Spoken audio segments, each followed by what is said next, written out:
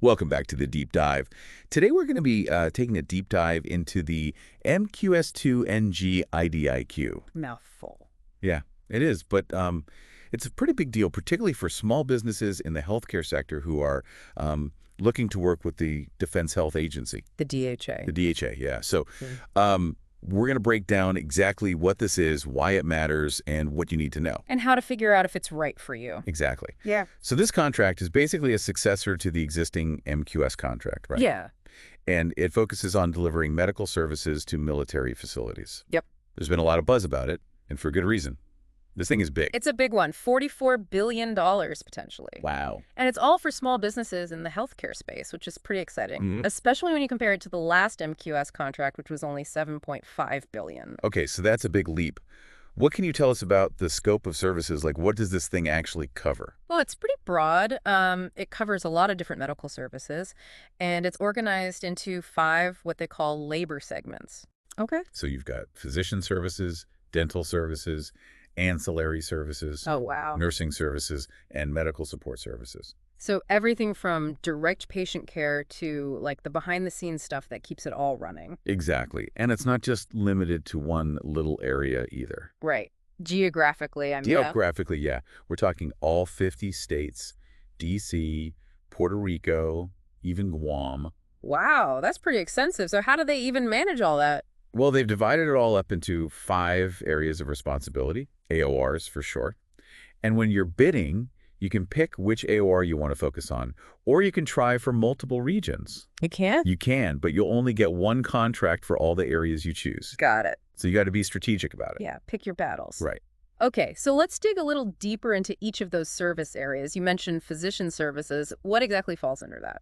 Well, pretty much anything you'd expect, from primary care physicians to a bunch of different specialists. So making sure that military personnel and their families have access to, well-rounded medical care. Yeah, that's the idea. Okay, what about dental services? So dental services pretty much covers the whole gamut of dental care, from basic checkups and cleanings to more complicated procedures. And it includes everyone from hygienists and assistants to the lab techs who do all the behind-the-scenes work. So it's not just dentists, it's the whole dental team. The whole 9 yards. Yeah, okay, that Right. makes sense.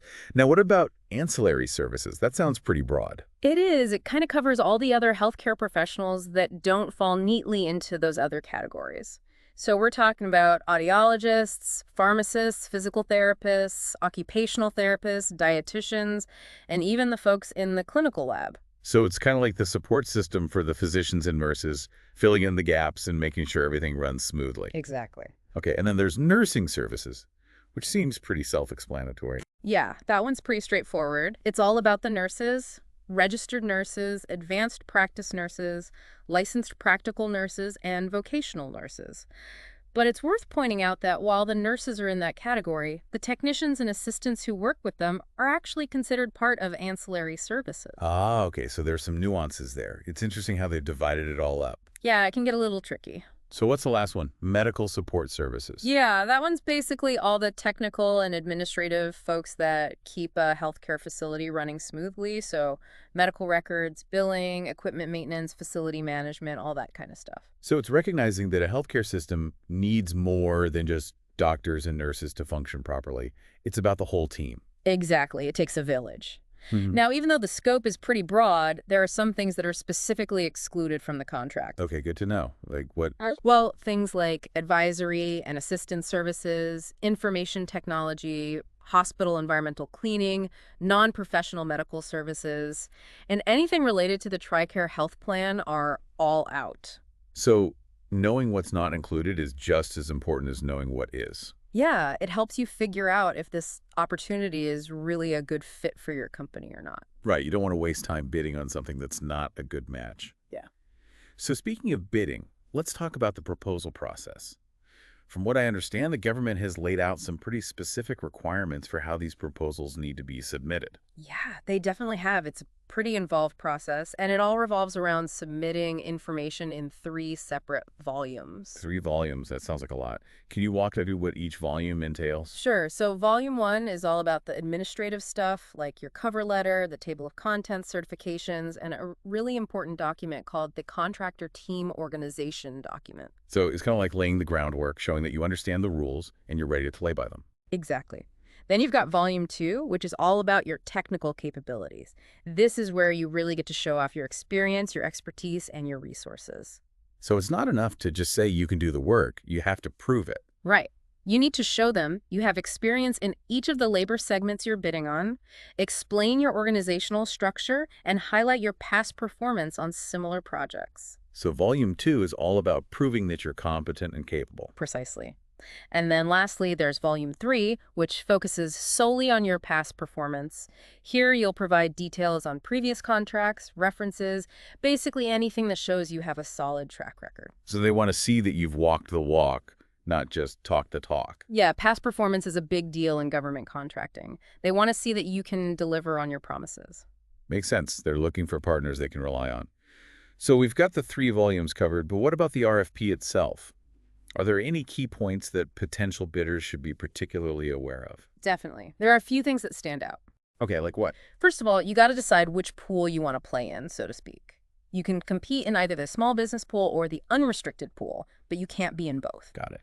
And then you've got to choose which AORs you want to go for. You can go for 1 or all 5, but like I said before, you'll only get 1 contract to cover all of them. So you can't snag multiple contracts for different regions, even if you win in each one. That's important to remember. Absolutely. What else? Another thing is you only get 1 shot at this. You can only submit 1 offer for the whole MQS2-NG thing. No teaming up with different companies to submit multiple proposals. The government wants to keep things fair and square. Level playing field, I get it. Anything else about the RFP that we need to know? Yeah, they're pretty serious about those past performance references. You need to have separate references for each AOR you're going after. So it's not just about your overall experience, it's about proving you have experience that's relevant to each specific region. Exactly. You'll need up to 5 references for each AOR, and each one has to show you have experience in at least one of those 5 labor segments we talked about. Okay, so they're really looking for specific examples. You can't just throw any old reference in there. Nope, got to be relevant. And each reference should only be about work you did on a single contract. You can use the same reference for multiple AORs, but you can't combine experiences from different contracts into one reference. So it's all about clarity and making sure the evidence directly supports your claims. Right. And it's also important to understand that each AOR vendor pool is evaluated and awarded completely separately. So even if a company qualifies for an award in multiple AORs, they'll still just get that 1 contract for all the regions they won. Yep, 1 and done. Okay, got it. What about attending that post-award conference? Is there anything special about that? Just that no matter how many AORs a company wins, they can only get paid up to $2,500 for being there. So they're keeping it consistent and efficient. That's the idea. Makes sense. It seems like they've put a lot of thought into streamlining this whole process. They have. Which means bidders really need to think carefully about which AORs they want to go for and make sure their proposals are competitive. All right, so we've covered the scope, the proposal process, and some key points from the RFP. Now let's talk about how the government actually evaluates these proposals. What are they looking for? How do they decide who wins? Well, it's a multi-step process, a 3-step approach to be exact. Okay, sounds thorough. It is. But maybe we should take a quick break here and get into the nitty-gritty of that evaluation process after a short break. All right, so as I was saying, there are 3 steps to how the government evaluates these proposals. 3 steps. Okay. Can you break those down for us? I'm sure our listeners want to know exactly how this works. Of course. So step 1 is all about responsiveness. Basically, they're just checking to make sure your proposal meets all the basic requirements outlined in the solicitation. So, like, you've followed all the instructions, submitted all the right forms, all that good stuff.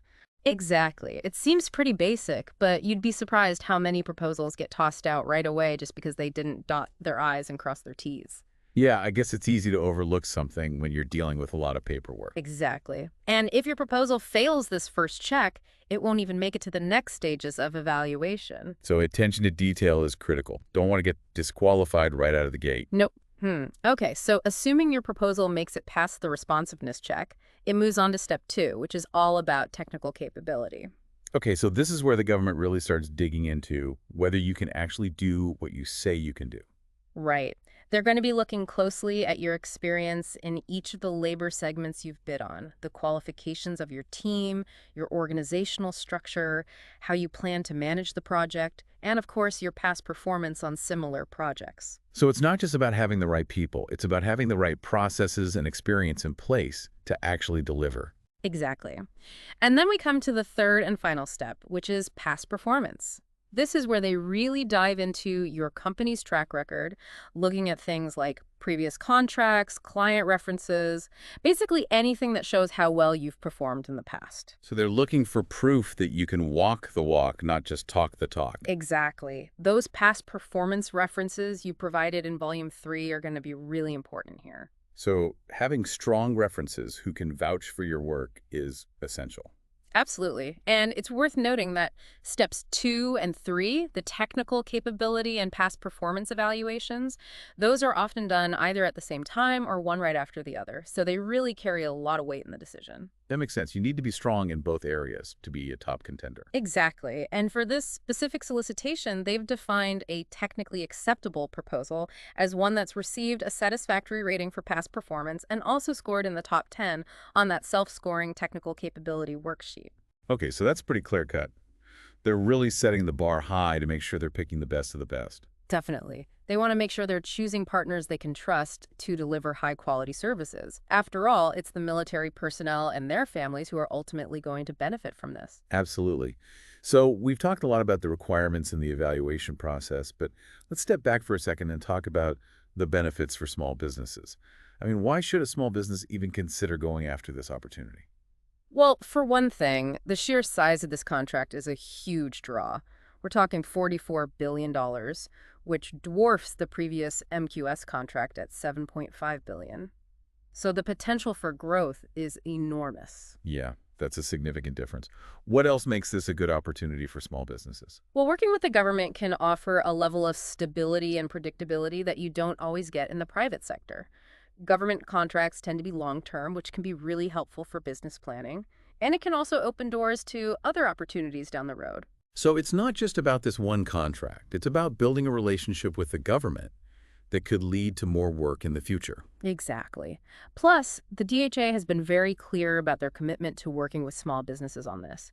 They're planning to award between 5 and 10 contracts to small businesses in each AR. Wow, so there are a lot of opportunities up for grabs. There are, which is great news for small businesses looking to break into the government contracting world. But it's important to remember that the competition is going to be fierce. You really need to make sure your proposal stands out and showcases your company's strengths. Right, it's not a guarantee just because you're a small business. So for a small business that's thinking about going after this, what are some key strategic things they should be considering? Well, the first thing is to really take a hard look at your company and ask yourself if this opportunity is truly a good fit. Do you have the experience and the expertise in the areas the DHA is looking for? Can you demonstrate a strong track record of success? So due diligence is key. Don't just jump in without really thinking it through. Exactly. And once you've decided that it is a good fit, you need to start thinking about the competitive landscape. Do some research on the other companies that are likely to be bidding. Look at their websites, their past performance, their size and scope. This will give you a good sense of who you're up against. So it's like scouting the competition before a big game. Exactly. And don't forget about teaming arrangements. While you can't submit multiple proposals or be part of multiple teams, strategic partnerships can be a really smart way to strengthen your bid. So finding a company that has complementary capabilities to yours and joining forces could give you a competitive edge. Precisely. It's all about leveraging each other's strengths. Now, government proposals are notoriously complex and time-consuming. What advice would you give to companies that are new to this whole process? Don't be afraid to ask for help. There are consultants and proposal writers out there who specialize in government contracting. They can help you navigate the process, develop a winning strategy, and make sure your proposal is compliant and compelling. So it's worth investing in the expertise you need to increase your chances of success. Absolutely. And don't wait until the last minute to get started. These proposals take time, so give yourself plenty of it. Good advice. Now, I know the deadline for this round of proposals has already passed, but does that mean it's too late for companies that are interested? Not at all. Government contracting is an ongoing process. There are always new opportunities popping up. The important thing is to stay informed and be ready to move quickly when the next one comes along. So it's not a one-time opportunity, it's a continuous cycle. Exactly. The key is to stay engaged, keep an eye on industry news, and be prepared to seize the next opportunity when it arises. So it's really about staying ahead of the curve, being adaptable, and always learning. Exactly. You can't just sit back and expect to win contracts. You got to be proactive, especially in healthcare where things are changing so fast. Right, makes sense. So we've talked a lot about aligning your offerings with the contract. What are some key factors companies should consider? Well, the biggest one is understanding what the DHA needs. They're looking for companies that can deliver a wide range of medical services to military personnel and their families. So you really need to focus on those specific services. So it's not enough to just be a healthcare company. You got to have the right experience in the right areas. Yeah, exactly. And you also got to look at the competition. Before you even start writing your proposal, do some research on other companies who might be bidding. Check out their websites, past performance, all that. That'll give you a better idea of who you're up against. So know your competition. Yep. Like scouting the other team before a big game. All right, now let's talk about the proposal itself. What are the things that make a proposal stand out? A winning proposal? I'm sure our listeners are all ears on this one. A good proposal is crucial in this business. Well, first and foremost, you got to make sure it's compliant. Follow all the instructions, dot your I's, cross your T's, all that. You'd be surprised how many proposals get tossed out just for little mistakes. So compliance is key. Absolutely. But beyond just checking all the boxes, your proposal needs to be clear, concise, and persuasive. You're basically trying to convince the government that you're the best choice. You need to show them you understand their needs, highlight your strengths, and tell a compelling story about what your company can do. So it's a balance of following the rules, but also being creative and showcasing what makes you unique. Exactly. And that's where having a good proposal writer can really make a difference. Someone who knows how to navigate those complexities and make your proposal stand out. Okay, so we've covered a lot. Due diligence, knowing your competition, crafting a winning proposal. Any other advice for companies navigating this whole government contracting world? One thing that's often overlooked is the importance of building relationships. Government contracting isn't just about submitting proposals and hoping for the best. It's about cultivating relationships with the agencies, understanding their needs, and showing them that you're a reliable partner. So it's a long game. It is. And you got to stay informed. Things change all the time in government contracting. New rules, new policies, new opportunities. You got to stay on top of it all if you want to succeed. So how do you recommend companies stay informed about all these changes? There are a lot of resources out there. Industry publications, online forums, government websites, newsletters. You can also attend industry events and conferences, which is a great way to learn and network. So be proactive. Don't wait for the information to come to you. Go out and find it. Exactly. The more you know, the better prepared you'll be. Well, we've given our listeners a lot to think about today. MQS2-NG is a big opportunity, but it takes work. It does. But for companies that are willing to put in the effort, the rewards can be significant. Absolutely. So to recap, what are the key takeaways? Make sure you understand the contract and whether your company is a good fit. Do your research on the competition and the DHA's needs. Make sure your proposal is compliant, complete, and compelling. And don't be afraid to ask for help. Great advice. And remember, even though the deadline for this specific opportunity has passed, there are always more out there. That's right. Government contracting is a marathon, not a sprint. Stay informed, stay prepared, and don't give up. Well said. Thanks for joining us for this deep dive into MQS2-NG. My pleasure. It was great to be here. And to all our listeners out there, thanks for tuning in to the deep dive. We'll catch you next time.